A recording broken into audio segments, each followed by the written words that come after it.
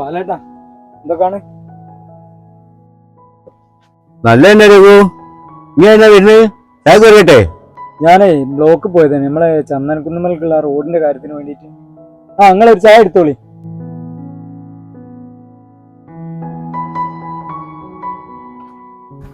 അതാണിപ്പോ എന്റെ പേരിന്റെ അടുത്തേക്കുള്ള റോഡൊന്നും അല്ലല്ലോ. ഇപ്പൊ അതിനെന്തിനാ ഇങ്ങനെ മെനക്കെടുന്നത്?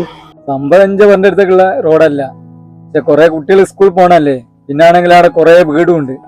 അതിറ്റൊക്കെ ഒരു ഉപകാരം ആയിക്കോട്ടെ. അതേതായാലും നല്ലൊരു കാര്യം അങ്ങ് ചെയ്ത്. അല്ലേ, നിങ്ങളെ മോൻ കോളേജിൽ നിന്ന് പോന്നോ? അവന്റെ സ്ഥിതി ഇപ്പൊ എന്താണ്? ഇപ്പൊ കുഴപ്പമൊന്നുമില്ല, ഓൻ വീട്ടിലുണ്ട്.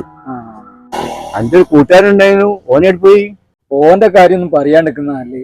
ഓനെ ഞാൻ ഓരോരുത്തരെ ഈ പണിക്കാക്കി കൊടുക്കും. അവിടെ നിന്ന് ഓരോ ഉടായ്പും കാണിച്ച് ഓനും പോരും.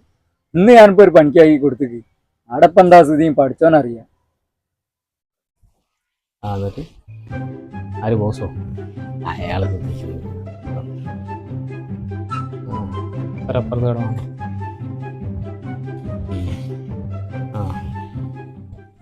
എന്നിട്ട് പോകുന്നുണ്ടോ?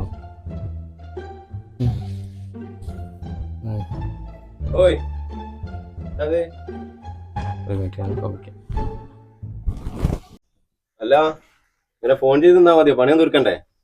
അതെ, ഞാൻ പണിയെടുക്കുന്നത് കാണുന്നില്ലേ, പിന്നെ ഫോൺ ചെയ്യുന്നത് അതെന്റെ വ്യക്തി സ്വാതന്ത്ര്യമാണ്, പേഴ്സണൽ ഫ്രീഡം. കൈ കടത്തണ്ട. അത് എന്റെ സൈറ്റ് പറ്റൂല, വേറെ ഇടം പണി നോക്കേണ്ടി വരും. ഓ അങ്ങനല്ലേ, ഒരു കാര്യം ചെയ്, പിടി. ഇതെന്തിനാ എന്റെ തന്നെ? അതെ, ഇതിന്റെ രാജിക്കത്താ. തൽക്കാലേ നിങ്ങളെ സൈറ്റിൽ നിന്ന് നമ്മൾ പോവാം. ഫോൺ ചെയ്യണം.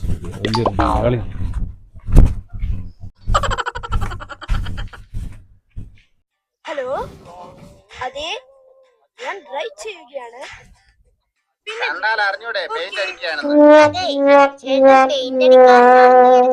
അഹങ്കാരം പാടില്ല കേട്ടോ. ഇതുവരെ വെള്ളം കൂട്ടാതെ തട്ടുന്നവനാ ഞാൻ. എടാ കാന്താരി, പൊട്ടടിക്കുന്ന കാര്യമല്ല, പൊട്ടി അടിക്കുന്ന കാര്യമാ പറഞ്ഞത്. ചോരനെ പൊട്ടി അടിക്കണം. എന്താ കാന്താരി?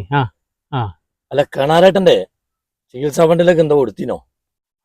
കണാരേട്ടന്റെ ഫണ്ടിലേക്കല്ലേ? എത്ര വേണ്ടി വരും ഏകദേശം? അങ്ങനെയൊന്നുമില്ല, ഓരോരുത്തരാൾ കയ്യിൽ നിന്ന് ഓരോരുത്തർ തരാ. അങ്ങനെയാണെങ്കിൽ ഒരു 500 മതിയാവും. മതി, 500 മതി. 500 മതി. അതിനുമ്പ് ഒരു കാര്യം ചോദിക്കട്ടെ, ഈ ഫണ്ടിലേക്ക് എത്ര കൊടുത്തിട്ടുണ്ട്? അത് ഞാന് പിന്നെ നമ്മളാണല്ലോ എടുക്കുന്നേ. കള്ള ചുളിവിൽ കഴിച്ചില്ലാനുള്ള പരിപാടിയല്ലേ? ആദ്യം ഒരു കാര്യം ചെയ്യ്, 300 അതിലേക്ക് കൊടുക്കും.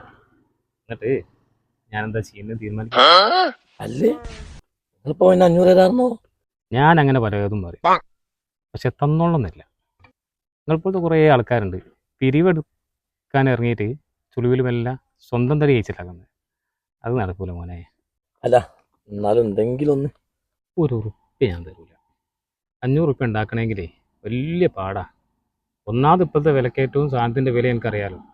500 ഉറുപ്പ്യ ഉപയോഗിക്കുക 1 2 സാധനം കിട്ടും, 500 അതോട് തീരും.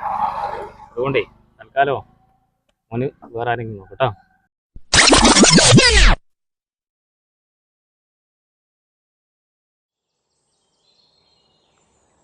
കേട്ടാ, അല്ല തന്നെ ഞാൻ നിങ്ങൾ കാണാൻ വേണ്ടി വീട്ടിലേക്ക് വരികയാണ്. എന്താ പ്രത്യേകിച്ച് എന്തെങ്കിലും? നമ്മളെ കണാരേട്ടന്റെ ആ സഹായ ഫണ്ടിലേക്ക് ഇതിലൊന്ന് കാണാൻ വേണ്ടിയിട്ടാണ്. എന്താ കണാരേട്ടന്റെ സ്ഥിതി? കണാരേട്ടന് ഹോസ്പിറ്റലിലാണ്. അടുത്ത 25-ാം തീയതിക്കാണ് ഡേറ്റ് വെച്ച് ഓപ്പറേഷത്തിന്റെ. 25-ാം തീയതി? 25-ാം തീയതി. കുറച്ച് ദിവസം ഉണ്ടല്ലേ? കുറച്ച് ദിവസം ഉള്ളൂ. എന്ത് വേണേ ഞാൻ ചെയ്യട്ടോ. ഞാനിപ്പോ ഒരു വൈക്ക് ഇറങ്ങിയതാണ്. നാളെ നമുക്ക് കാണാം. ആയിക്കോട്ടെ.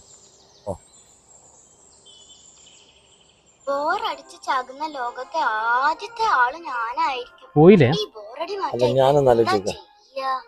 നിങ്ങള് കൂട്ടാൻ തന്നെ രഘു? രഘുവിന്റെ അടുത്ത ഓൻ എത്ര ഡീസന്റാ. ഓനെ ചോദിക്കാന്നല്ല അന്നപ്പോ എടുത്തു നിൽക്കുന്നു. അതെ, ഈ ലോകത്തുള്ള എല്ലാ മനുഷ്യന്മാരും ഒരേ സ്വഭാവക്കാരാണെങ്കിലേ ഈ ദുനിയാവിൽ എന്തെങ്കിലും പ്രശ്നം ഉണ്ടാകുമോ? ഇല്ലല്ലോ, ഒരു പ്രശ്നം ഉണ്ടാവില്ല. അതുകൊണ്ട് രഘുവിനെ പോലല്ല ഞാൻ, എന്നെ പോലല്ല രഘു, മനസ്സിലായോ? തൽക്കാലേ വണ്ടി വിടും. ഇയാളൊക്കെ അടുത്തേക്ക് വന്നേരം കൊണ്ട് വേറെ പോയി എന്താ കിട്ടേനു? രഘുവിന്റെ കൂട്ടുകാരനാണ് പണ്ടുമായിട്ട് വന്നത്. തടി അനങ്ങാണ്ട് പൈസ ഉണ്ടാക്കാനുള്ള പരിപാടിയാണ്.